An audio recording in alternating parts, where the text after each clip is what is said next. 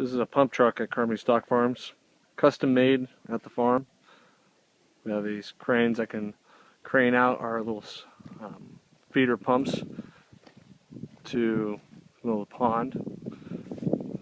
They'll feed this Cornell pump right here. And everything's run by hydraulics.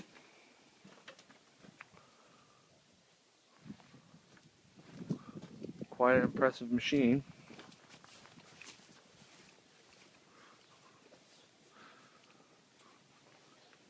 We use old Detroit diesels as our engines. See how one was just built last year. And here's your control panel and everything. Pretty darn cool. But those are our pump trucks.